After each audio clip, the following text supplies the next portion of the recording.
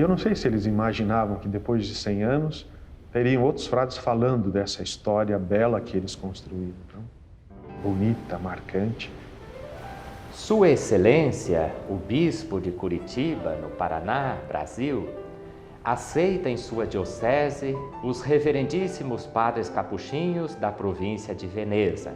Eu sempre admirei os padres e os freis vênetos pelo jeito deles, a simplicidade deles, o trabalho deles, a austeridade deles. Isso sempre me empolgou. A vocação, acima de tudo, ela é um chamado de Deus que, sem dúvida, precisa do nosso empenho, precisa da nossa dedicação, mas que não tem a ver com lógica, que não tem a ver com ganhos. Os mesmos padres capuchinhos poderão construir conventos na diocese, constituir fraternidades e aceitar vocações. O verdadeiro nascimento é depois de a semente que produziu. Ela apodrece, a árvore cai, tá, mas o fruto permanece. Houve uma sequência, mas o espírito pioneiro, Freis Vênetos, teve um desdobramento, teve uma continuidade. Missionários dedicados, né? E o carisma franciscano, o evangelho sendo espalhado por tudo quanto é canto, né? E vieram e fizeram essa ousadia em nome de Jesus para trazer o evangelho às pessoas que estavam aqui. O exercício do sagrado ministério sacerdotal é regulado pelo direito canônico e a disciplina dos padres capuchinhos é regulada pelo mesmo direito canônico e também pelas leis da Ordem Capuchinha. Veneza, 16 de maio de 1919. Assinam Frei Serafim de Udine e Dom João Francisco Braga, Bispo de Curitiba.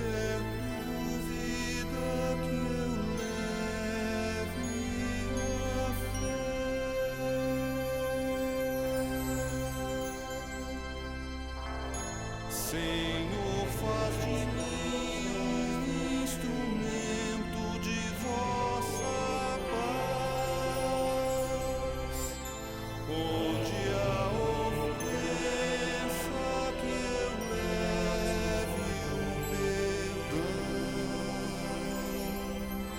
se há desespero que eu leve a esperança,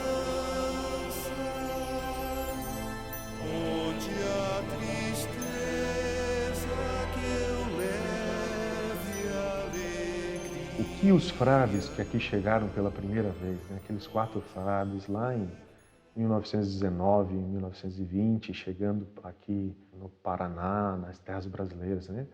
Fiquei imaginando a coragem deles, não, de deixarem a sua terra, pegarem um navio, demorarem não sei quantos meses até chegarem aqui, com a ideia de que talvez nunca mais vissem seus familiares, não? Quando me lembro dos freis antigos, me sinto até, me vem lágrimas, muitas vezes de emoção, porque eles levavam a sério a vida de frade. Os grandes marcos nestes 100 anos de nossa missão no Paraná e Santa Catarina, talvez podem ser assim delineados.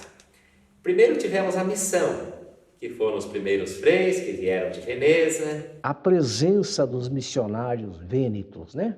A sua presença, a sua atuação, a sua austeridade, porque eram freis muito austeros, né? De batina, de barba, muito dedicados à pastoral. Eram desbravadores que pegaram muita mata, muita barro, muita poeira pela frente. Tem freis que, quando chegaram na paróquia, não tinham nada. Tem um frei que chegou lá, tinha apenas uma casinha de tábuas com brechas desse tamanho aqui, e a cama dele era simplesmente 2 tábuas. E chegaram aqui numa outra cultura, uma outra língua, os desafios, né, do lugar, da geografia, da cultura dessas pessoas que aqui estavam. E que chegou na paróquia de Congoinhas, chegou lá levando 60 hóstias e 2 garrafas de vinho e uma coberta, e não tinha mais nada. Aquele grupo de frades capuchinhos que vieram de Veneza assumiram este projeto franciscano capuchinho com muita responsabilidade e com muita generosidade. E qual era esse projeto? Começaram o trabalho aqui, primeiramente nas paróquias do norte do Paraná, de Jaguariaíva, Tomazina, Siqueira Campos, e depois foram indo para outros lugares, mas tudo numa situação precária, de muita dificuldade, de muita pobreza. Eu diria que o projeto é aquele que Francisco assumiu quando ele ouviu lá dos lábios do crucifixo de São Damião. Francisco vai e reconstrói a minha igreja. Este é o projeto que esses frades assumiram, em sua grande maioria, assumiram com imensa generosidade. Os freis conseguiram deixar uma marca e dizer quem seja São Francisco. Não de uma forma, através de um discurso, de uma homilia, mas através do jeito deles. Eram verdadeiros frades, verdadeiros freis. Eram verdadeiros freis que, de fato, levavam a sério Deus e a vida. E foram pessoas extremamente felizes e realizadas. Tanto que os frades italianos, muitos deles que vieram aqui, não queriam nem mais voltar para a Itália. Falavam de voltar, não, aqui é meu lugar. Né? O meu coração está aqui nesse lugar. Não? A nossa província se constituiu essencialmente em cima de um caráter pastoral paroquial. Não sei se caráter ou dimensão, alguma coisa nesse sentido. Em que foi a necessidade da igreja da época. Quando os freis aqui vieram, o bispo espalhou os freis para atender paróquias. A nossa gratidão a esses generosos, missionários que vieram de longe, implantaram, com dificuldade de locomoção, dificuldade de língua, mas venceram, estão aí sendo lembrados. Depois tivemos a custódia, em 1937, que já foi uma elevação maior da nossa presença aqui. É claro que continuávamos ainda ligados à Veneza, mas já tinha uma organização maior entre nós. Depois, em 1957, tivemos o comissariado, que a organização aqui, ela se aperfeiçoou ainda mais. Grande parte dos municípios do Paraná, se escreverem a sua história e não colocarem os frades capuchinhos, eles serão infiéis à própria história. Essa primeira fase que houve de crescimento, de expansão, e que praticamente nós fomos, em uma grande parte do Paraná, os primeiros evangelizadores, né? Então, praticamente o norte do Paraná estava em nossas mãos. Tudo. Se você andar pelo Paraná fora, norte, sul, leste, oeste, até o modelo de construção de igreja tem o toque do capuchinho, né? O Norte Velho, por exemplo, quase todas as igrejas são quase iguais, né? Quando você vê as igrejas do norte do Paraná, o norte pioneiro, todas construídas pelos freis capuchinhos e que tem uma beleza de arte, de arquitetura, ou seja, é o sangue, é a vida dos frades vênetos. Fomos pioneiros em algumas regiões, né? Pioneiros aqui no Paraná, não somente no espaço geográfico, mas também em algumas atividades. Por exemplo, a televisão. Equipamentos na época eram equipamentos importados, caríssimos, então os missionários não tinham. Um dos critérios de seleção dos missionários era a questão da voz.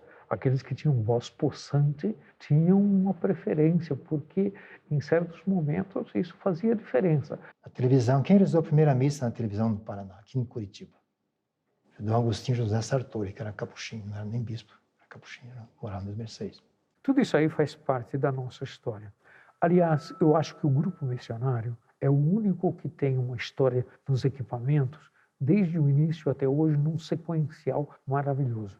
Dá para fazer uma bela exposição só com esse material. E no mesmo dia que nós chegamos aqui, o Frei Teófilo veio de Botucatu, aqui em Curitiba, para fazer uma fotografia dos frades daqui. O Frei Gabriel Ângelo fez o primeiro filme longa-metragem colorido do Paraná. É o Hospital, é a Rádio Bom Jesus. Ele dava catequese naquela época e os catequistas sintonizavam no rádio e o Frei Gabriel Ângelo falando para os catequistas e a catequista no interior reunida. E eu me lembro porque nós ficamos olhando o jeito de tirar fotografia, a máquina fotográfica, naquele tempo, era novidade, né? Às vezes os freis ficavam muito sozinhos, que não tinha jeito, não tinha maneira, mas eram homens, mesmo sozinhos, que faziam trabalhos extraordinários, né? Por onde os freis passaram, isso eu vejo, né? Deixaram sua marca, né? A minha chegada no seminário, estavam fazendo o velório do Frei Ricardo. Quantos freis que tiveram talvez a oportunidade de estudar pouco, mas que eles tinham a capacidade de bater de porta em porta, compartilhando aquilo que as pessoas tinham, seja dos seus alimentos, seja das suas alegrias e seja das dificuldades também. Frei Ricardo era o primeiro missionário que veio de Veneza e ele era também o nosso superior. Na hora do enterro, o Frei Barnabé... Frei Barnabé é um santo homem, mas na época era a filosofia do tempo em que se ensinava oração, jejum e penitência. Esse era o forte. Falou o seguinte: Deus chamou o primeiro missionário para o céu e Deus já mandou o seu substituto, o Miguelzinho, ele falou. Hoje se fala muito em fraternidade. Naquela época o negócio era penitência, oração e tal. Andávamos debatendo o dia inteiro, não podia tomar banho, o banho era uma vez por semana e ainda pedindo licença vez por vez. Era tal o calor que na batina aqui assim vivia branco de sal, do cordão branco de sal, do suor que ficava ali e secava. O momento mais importante foi depois que houve então o concílio. Então houve mais, como é que se diz, oportunidade para a gente colocar o povo pertinho da gente e a gente pertinho do povo. Os frades na história, eles foram conhecidos como frades da penitência, né? E depois do Concílio Vaticano II, os nossos ministros gerais vêm dizendo que os frades hoje são chamados a ser os frades da fraternidade. De 1962 a 65, realizou-se o Concílio Ecumênico Vaticano II e nós pegamos exatamente essa fase. Houve mais relacionamentos, houve mais conhecimentos, houve mais aproximação, houve mais encontro do padre com o povo. Isso nos marcou profundamente, intensas e fortes mudanças, tanto na estrutura interna, na nossa formação. O curso teológico foi profundamente modificado, já não havia aquele manual fixo para cada matéria. Em 1968, nós nos tornamos província. Então, no ano passado, celebramos 50 anos de nossa província. E os nossos estudantes frequentavam a escola, as aulas, junto com o clero diocesano e outros religiosos, e começaram a não gostar muito daquela tonsura, aquele círculozinho que se fazia na cabeça. Começaram a deixar que seus cabelos um pouquinho aqui, um pouquinho ali. E com isso, nós, como estudávamos junto com outros seminaristas também, começamos a ter fortes influências externas, começamos a questionar intensamente as tradições capuchinhas. Até que um dia, num belo teatro, no salão lá de Nossa Senhora das Mercês, esses freis resolveram acabar com a barba. Fizemos durante um teatro no Cine Mercedes, que se celebravam os 25 anos de ordenação sacerdotal de Frei Patrício. Onde no primeiro tempo eram os freis de barba e no intervalo todos eles raparam a barba, apareceram todos limpinhos de rosto. E às vezes com chuva, guarda-chuva, mas chegava na escola, a batina tudo molhada por hora, né, na caminhada. Vamos vir para o estudo sem batina, né? E aí caminhamos, começamos a querer tirar a batina e não podia, e aí fizemos uma greve. Eu aprendi a pedir para as pessoas. Naquele tempo que eu trabalhava, eu não pedia para o seminarista, faça isto, faça aquilo, não faça isso, não faça aquilo. Eu acho muito curioso quando que algum frei idoso chega e fala assim: nossa, eu gostaria de ter as pernas que você tem, de caminhar, assim. Eu acho muito curioso isso. O trabalho que eu faço agora, eu tenho um jeito, será que não podia ser melhor assim? Será que não daria para fazer dessa maneira? Será que não seria melhor fazer assim e tudo mais? Troquei totalmente também o meu modo, o meu jeito de viver e de trabalhar também com as pessoas. Porque o meu desejo sincero é que um dia também a gente possa ter os olhos e o coração desses freis idosos. Comecei em 57, né? 57, até 61, 60, tudo de cavalo, né? Toda a região de Rio Branco e de Tamandaré, eu que atendia de cavalo. Eles viram a província que um dia não era nada, que começou com 5, com 8 missionários. Umarama, nossos frades entraram lá quando era mato. Estava escrito, aqui será Umarama, com o Frei Estevão, né? E o Frei Vital. Se aqui será Umarama, né? Por exemplo, né? Um monte de mato, um monte de floresta. Eu atendia 44 comunidades. Ia com o jipe velho lá nos últimos anos e chegava até onde chegava, e dali a gente arrumava um cavalo, ia talvez junto com outro, passava capela e capela, assim por diante. E eles foram construindo esse sonho quando que ninguém enxergava nada, quando que ninguém colocava fé nenhuma. Dentro do todo, a presença dos capuchinhos foi a grande bênção de 1920 até 2020. Muitos desses freis doaram a vida inteira deles e semearam frutos que talvez nem eles tenham ideia.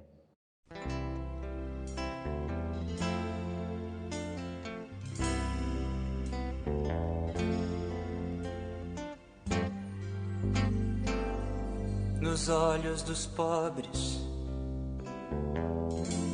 no rosto do mundo, eu vejo Francisco perdido de amor. É índio operário, é negro, é latino, jovem mulher, lavrador e menor.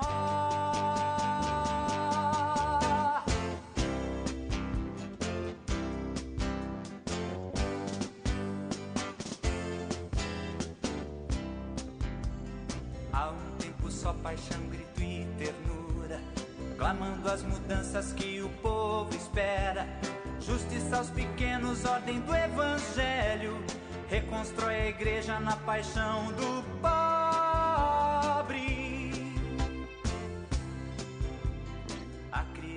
Nós, como sacerdotes, conhecemos o lado do povo que o religioso, que o simples religioso não conhece. O confessionário e o contato com o povo faz a gente ter aquilo que hoje eu tenho. Hoje eu tenho entranhas de misericórdia. Mas eu tive também muita experiência com o pobre, com o necessitado. Nós tivemos que levar uma mesinha na costa para fazer a celebração. Hoje eu sei quanto o povo sofre. E esse sofrimento do povo eu trago para a oração.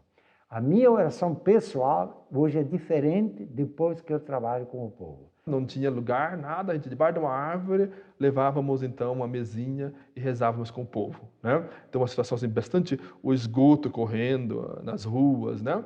Então, bastante pobre, bastante carente e tudo mais. O padre, o sacerdote que realmente se insere, ele sofre com o povo, ele traz o sofrimento do povo e isso faz bem para a gente. Coisa que na vida religiosa, de repente, pode criar assim, uma redoma gostosa, mas separada do mundo. E lá também nos inserimos no contexto social, político, eclesial, junto aos pobres, com o padre Wilson Gros. Atendia as favelas de Florianópolis, na época era 17 favelas, e nós nos inserimos nesse contexto. E eu me inseri de vez, bastante mesmo. Em Florianópolis, fazíamos a teologia e trabalhávamos na comunidade da Serrinha, que é uma comunidade carente, uma comunidade, naquela época, nem capela tinha. E a gente aproveitava os referenciais teóricos, teológicos que tínhamos, para justamente trazer o pobre para dentro da igreja e levar a igreja para dentro dos pobres.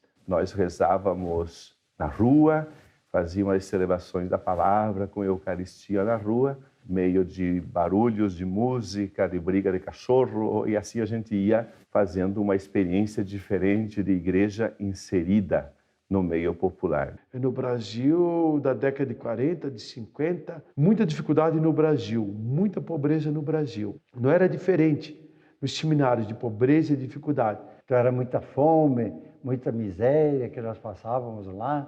Muitas vezes, depois do almoço, saímos do almoço e íamos no meio do milharal, escondido, evidentemente, chupar cana de milho para matar a fome.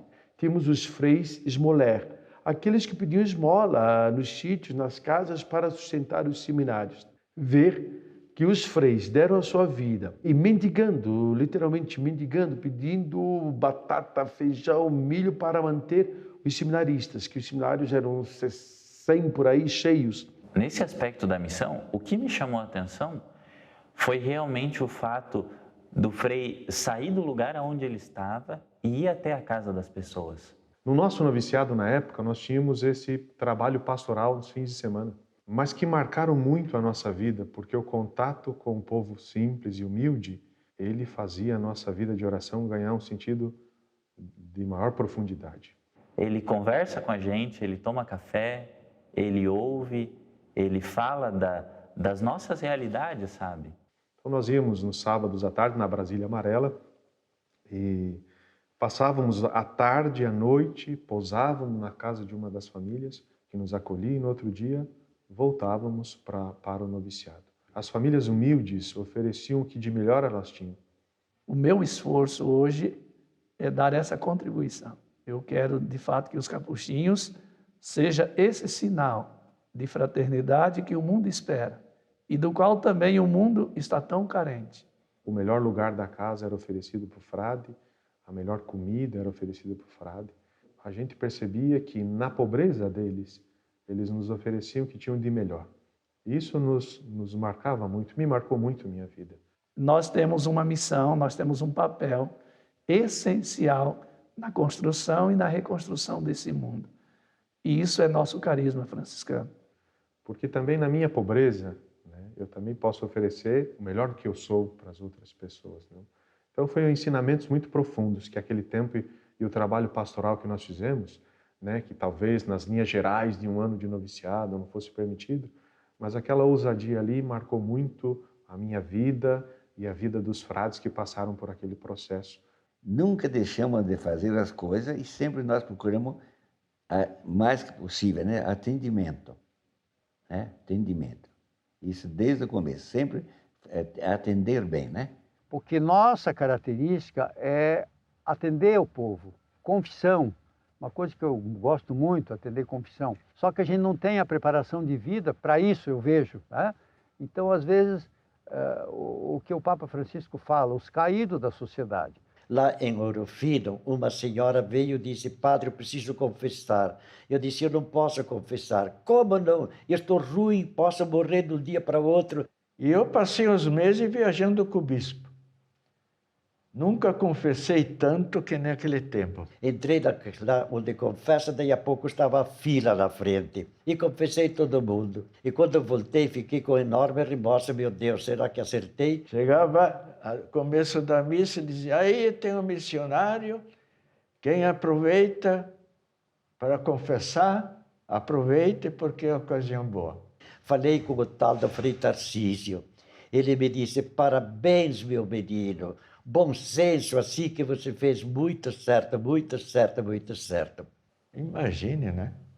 O padre ia poucas vezes nessas comunidades. Era a confissão, foi o meu maior trabalho por uns meses, até que ele passou quase toda a extensão da diocese, que era grande, né? Mesmo aí no ano da Divina Misericórdia, o Papa Francisco pediu para levar os 2 grandes confessores que nós tivemos, entre o centenário que a ordem teve, né? Frei Leopoldo Mandic e Frei Pio de Pietrelcina, lá no Vaticano, como modelo de padres confessores que traz a misericórdia para o pecador, né? O carisma nosso específico seria da gente ser uma presença para os caídos da sociedade hoje, especialmente na cidade grande. A cidade grande hoje tem muita solidão, muita tristeza. Então, o sacramento da confissão é um carisma fortíssimo nosso e que é também nossa missão. Até naquela capacidade de pegar uma cadeira e ir na rua, 2 cadeiras, sentar ali, né, na rua e atender a confissão do povo, como eu fiz agora no Corpus Christi, né? 2 cadeiras ali, isso me encanta muito, né? Então, amar e servir deve ser a característica do Frei Capuchinho, do Orlando de Santa Catarina. Poderia dizer, aquele que mais ama é o que mais serve. E aquele que mais serve, com certeza, é aquele que mais ama. Quando foi chegando a época de ter que ir para Roma, ter que deixar a paróquia, deu uma tristeza muito grande. E agora vários casamentos, 50 anos. Você que fez meu casamento, agora vai repetir novamente. Então tem aquelas festas dos 50 anos, né? Que aliás também eu fiz 50 ou 60 de padre lá esses dias. É quase que se fecha uma porta. Então dói no coração, porque somos sacerdotes, somos humanos, faz parte da nossa vida a itinerância. Então é uma grande alegria de ver aqueles casais que 50 anos atrás eu realizei o casamento, né? E depois outros, você, eu fiz primeiro a Eucaristia com você, eu fiz isso. Me lembro até hoje, desta primeira paróquia, foram 160 quilômetros, quando eu saí dali de Lebon Régio até Lages, que ele me trazia para Florianópolis. Até ali eu não conseguia parar de chorar, de soluçar, porque eu dizia, e agora é um adeus que se dá para este povo. Sejamos frades apaixonados, sejamos padres apaixonados. Frades apaixonados por essa vida de fraternidade, que é desafiadora, mas também é de realização das pessoas humanas, em todo sentido. Acho que os freis devem se sobressair pela alegria, pelo bom humor, pelo sentido de família. Jesus mesmo diz, nós seremos conhecidos se nós nos amarmos uns aos outros. E nós devemos ser esses primeiros. Então o missionário vinha, e era um evento interessante da missão, porque parava todos os lugares. Inclusive tem no nosso relato histórico lá escrito assim, que quando o missionário chegava, ele recebia as 3 chaves. Quem seriam as 3 chaves? Eles tinham a capacidade de ir nas famílias, resolver diversos problemas, e eles só enfrentavam o período da crise. Então ele recebia a chave da paróquia, o pároco entregava a chave da paróquia, né, para o missionário. Quando que chegava o momento onde tudo estava tranquilo, eles iam embora. Eles ficavam só alguns dias lá. O prefeito entregava a chave da prefeitura e o delegado entregava a chave da delegacia. Então eles tinham os 3 poderes na mão. O grande chamado que eu senti assim para entrar já foi o chamado da missão. Alguém que passa por um lugar, que semeia, deixa sementes assim, mas que não espera ver elas, não espera ver o fruto, só acredita.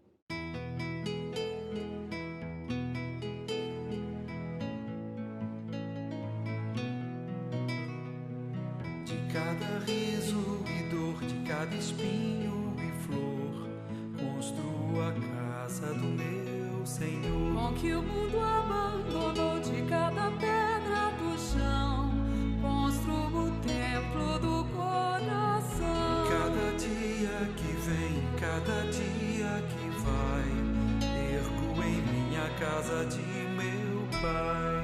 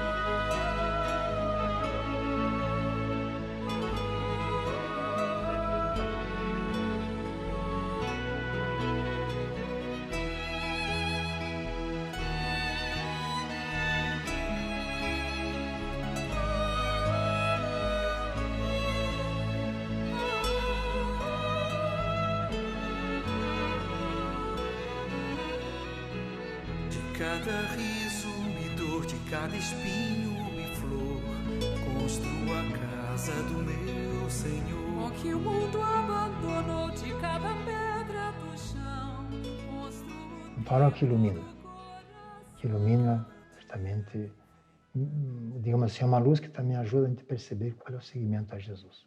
Ele o seguiu. Carisma é a maneira de ser, aquilo que nós herdamos de São Francisco de Assis e que tentamos vivenciar.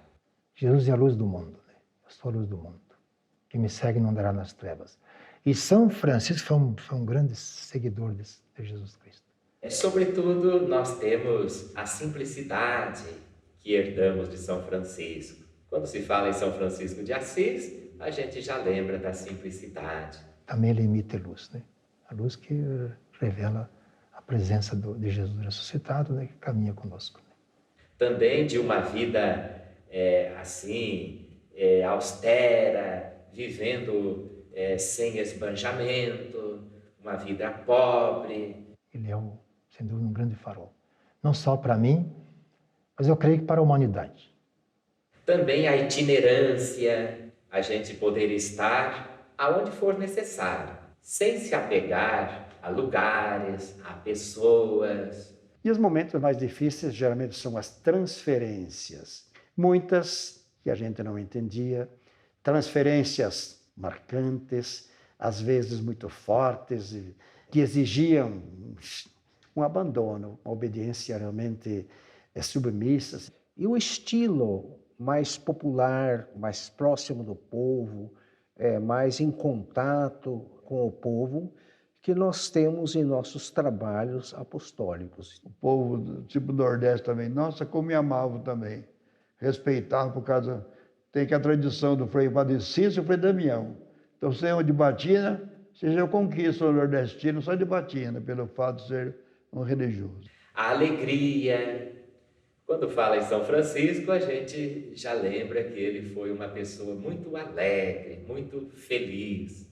Pelos meus 7 anos e meio, só lembro desta imagem. A porta da igreja, nós em fila, as irmãs pediam silêncio e eles brincando, batiam a corda.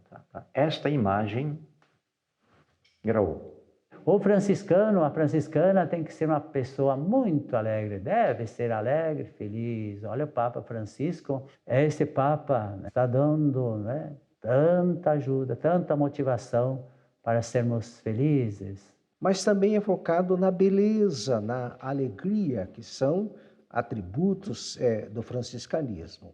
E nessa vida, sempre em comunidade, sempre em fraternidade. Assim que eu entrei nos Capuchinhos, me chamou muita atenção a maneira como era o relacionamento entre os frades. Com muita simplicidade, alegria, né? Muito presente a alegria, e também muito dados ao trabalho.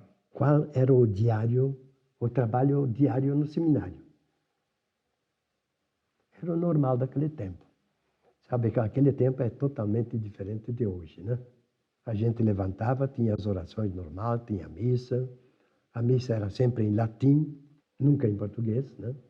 Aliás, a primeira missa em português no seminário em Botucatu foi eu que celebrei quando fui diretor do clássico lá.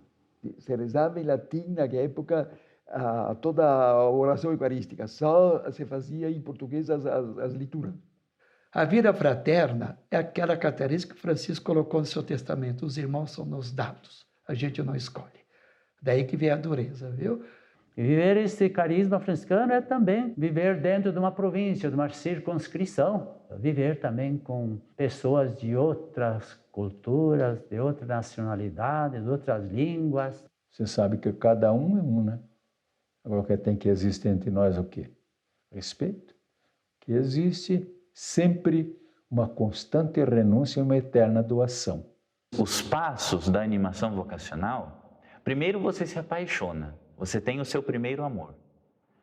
Depois, necessariamente, a gente tem que se decepcionar. E depois dessa decepção é que a gente escolhe aquilo que a gente vai fazer. A perseverança, índice de perseverança no nosso seminário foi de 7,5%, muito elevado. De 100, 7 chegavam a ser padres. E não era esta a média era de 5, né? Seminários, congregações. O meu primeiro amor, e também eu percebo que o primeiro amor de cada frei ainda está vivo.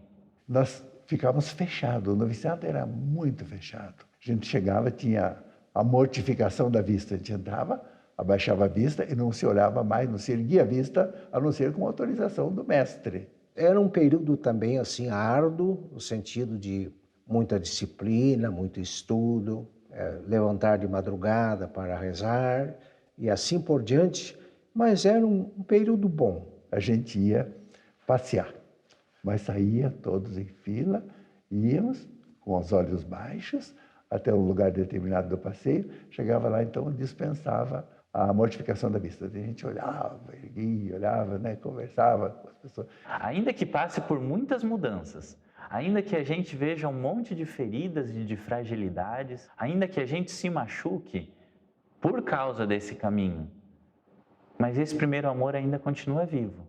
Rezava o terço e cantava alguma coisa, né? Alguns cantos, né? No início, etc. Interrompia o terço, né? E cantava alguma coisa. Vejo também ali uma coisa bonita que era cultivada é a questão da música, né? Tinha um coro, né, para os estudantes que faziam a apresentação e também o pessoal que se dedicava muito nessa dimensão da música. É temperamento, é formação, é estilo de vida, é a história biográfica de cada frei, né? Tem que viver junto. Para alguns é fácil, para outros é uma penitência, para outros é uma exigência, por outros é o sacrifício de todo dia, né?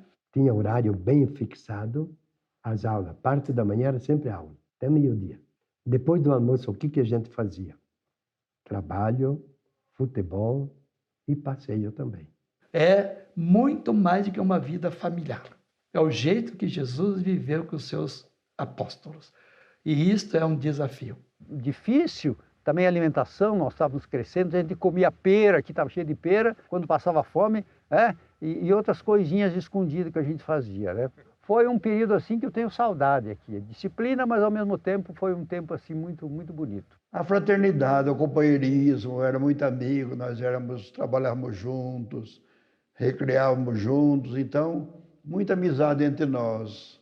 E a gente vinha de batina e com outra batina velha na mala, na maleta, para poder jogar, porque não podia jogar com a batina boa, né? Eu lembro que nos 54 trouxeram um rádiozinho, não sei de onde lá, e nós escutamos o Brasil jogar contra a Hungria e perdeu, sim, a Copa do Mundo, né? Então, quer dizer, não tinha nada, era futebol e voleibol, tinha um pouquinho, quem quisesse jogar, né? Era isso aí. No inverno mesmo, era mais de 100, meu número de roupa era 130, então imagina, não tinha chuveiro. Então nós, após o trabalho, o estudo, o futebol, o Frei Dionísio fazia a gente tomar banho naquele tanque de água gelada lá embaixo, empurrava a gente na marra, né? Então se organizava os recreios, né?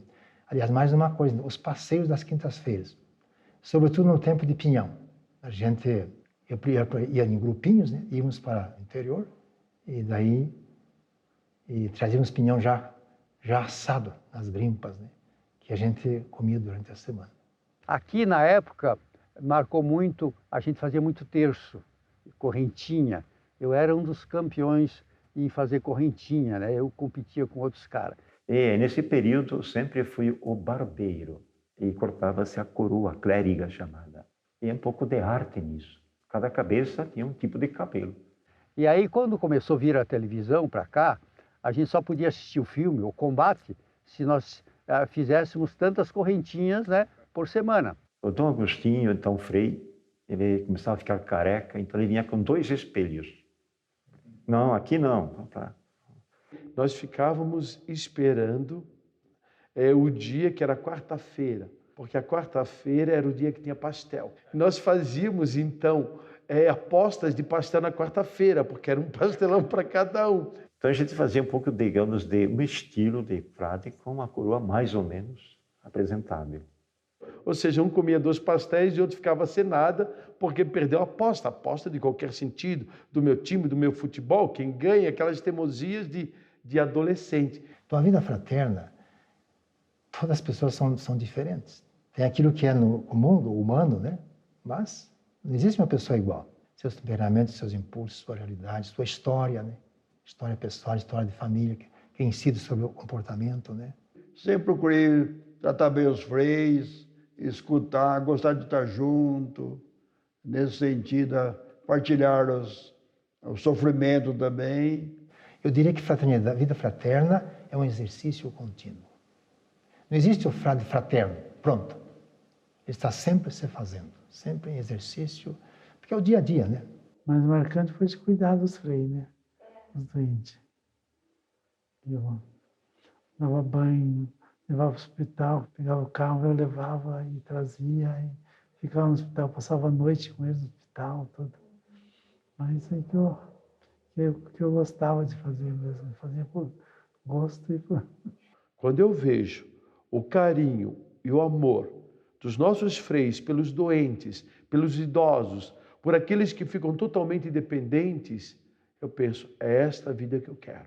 Eu me vejo desse jeito, como herdeiro de uma história, mas também como responsável por dar continuidade dessa história. Então, duas coisas que não podemos esquecer: que tudo é graça de Deus, mas que também tudo dependeu do esforço de muitos freis que aqui passaram e que depende também do esforço de todos nós que no momento estamos aí. Oferecendo respostas novas, mas sem nunca esquecer que o primeiro amor ainda está vivo, que o primeiro amor, se Deus quiser, vai passar para muitas pessoas depois de nós. Dizer que é possível, sim, pessoas viverem debaixo do mesmo teto, comungarem um ideal, comungarem um sonho e viverem bem e viverem felizes.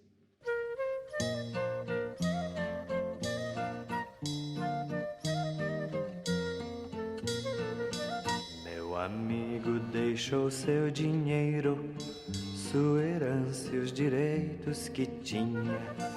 Era jovem demais o menino, disse o pai, o vizinho e a vizinha. Meu amigo encontrou a verdade e em seu rosto banhado de luz, pelas ruas de sua cidade, meu amigo imitava Jesus. Irmão vento, irmão sol, irmã lua, irmão lobo, tu és meu irmão. Rouxinol sabia, criaturas de Deus, somos obras de suas mãos, somos obras de suas mãos.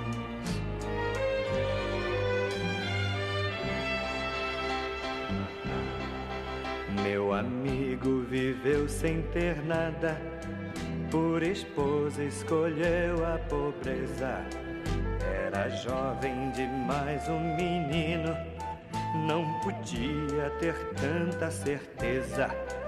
Foi assim que ele abriu um caminho para quem quer viver só de amor.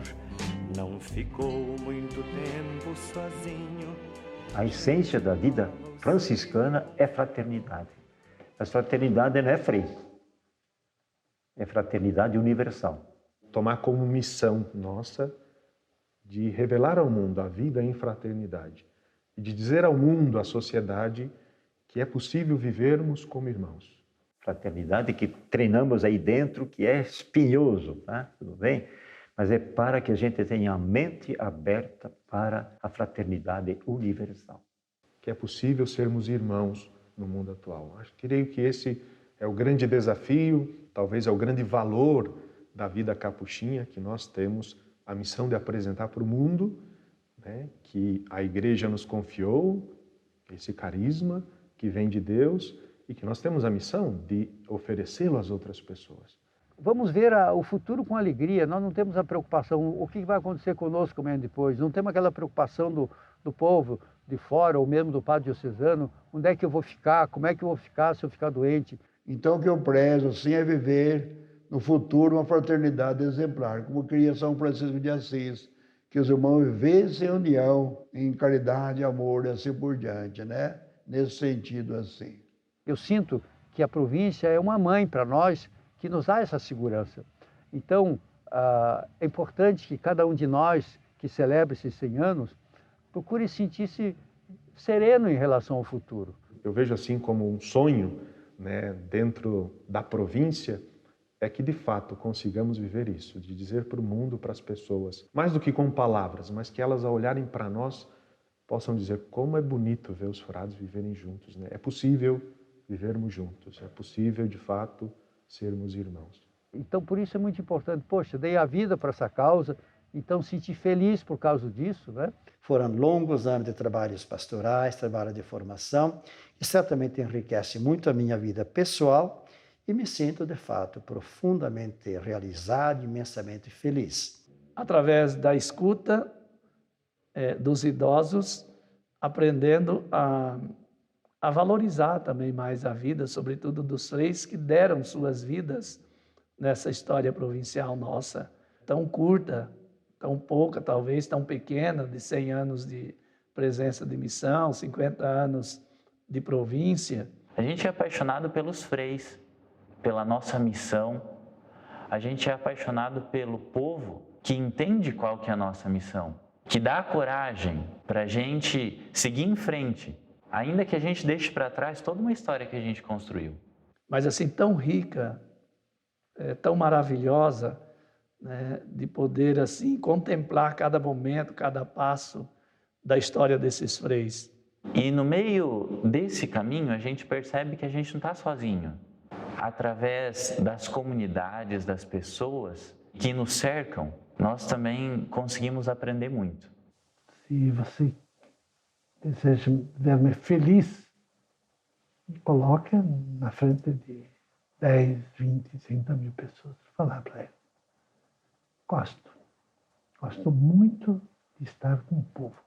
Quem está vindo na nova geração não pode desanimar por qualquer teretê. Dificuldade vai ter em todos os lados, tanto dentro como fora.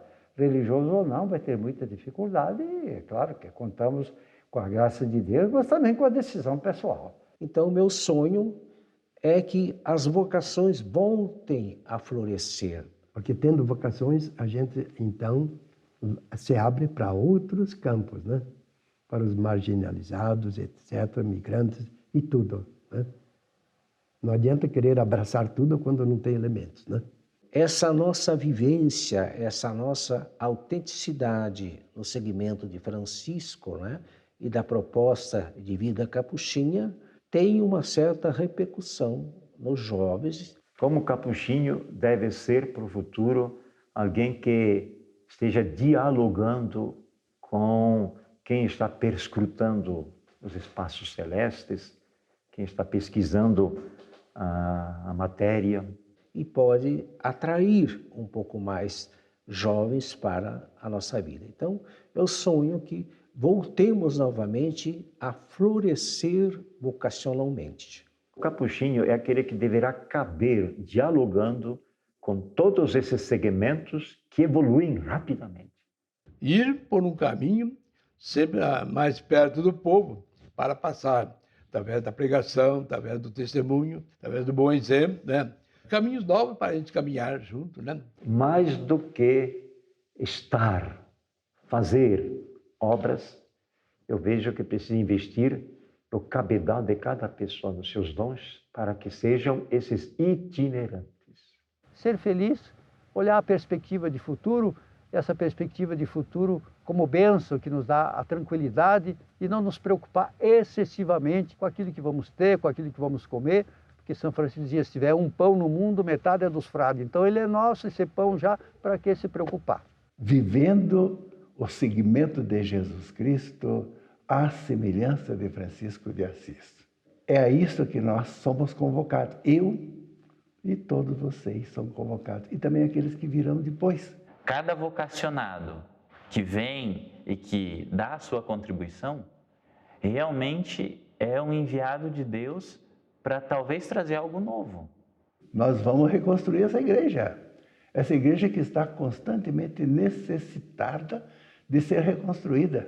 Esse primeiro amor, eu acredito que ele existiu lá nos primeiros missionários, ele passou para os freis que construíram esses 100 anos, e ele também, de alguma forma, passou para nós. Que São Francisco percebeu no seu início, ouvindo lá dos lábios do crucificado, e que Francisco, o Papa Francisco, hoje tanto insiste. Vamos construir uma igreja que seja mais semelhante ao projeto de Jesus Cristo. Mas eu vejo que o frei do futuro é um frei livre de qualquer preocupação e que saia, como o Evangelho fala, sem levar alforje, bastão, tá? Não se preocupe, e que vai seguindo. O desafio é enorme nesse sentido, não? Por outro lado, aí está justamente a beleza desse estilo de vida, porque ele é o diferente no mundo de hoje. Então, eu acredito que o diferente também atrai, o diferente provoca as pessoas. E é isso que nós gostaríamos de dizer a todos vocês, que assumam com igual responsabilidade e com igual generosidade. Generosidade desses nossos antepassados. Da Sereníssima eles chegaram, cordão, sandália, evangelho nas mãos, com prontidão deram sim ao chamado, vidas entregues, amor à missão. Cai a semente no solo banhado, vai semeando, contemplando o céu, floresce o reino, exuda resultado, 100 anos de graça do Altíssimo, amém. Campos, planícies, ilhas e vales, povos nativos e de além mar, com o Evangelho foi crescendo o reino, brotando em gestos de amor, paz e bem. Cai a semente no solo banhado, vai semeando, contemplando o céu, floresce o reino, exuda resultado, 100 anos de graça do Altíssimo, amém. Correm os tempos, com eles mais frutos, novas fronteiras nos toca galgar, filhos dos filhos, conforme a promessa, Deus é fiel, não nos há de faltar. Cai a semente no solo banhado, vai semeando, contemplando o céu, floresce o reino, exuda resultado, 100 anos de graça do Altíssimo, amém.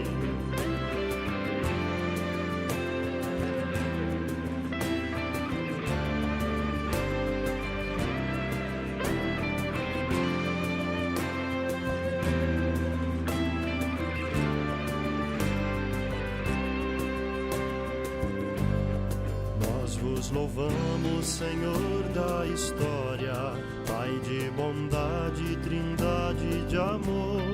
Dai-nos ser dóceis ao fogo do Espírito, qual seguidores de Cristo, Senhor. Cai a semente no solo banhado, vai semeando, contemplando o céu, flor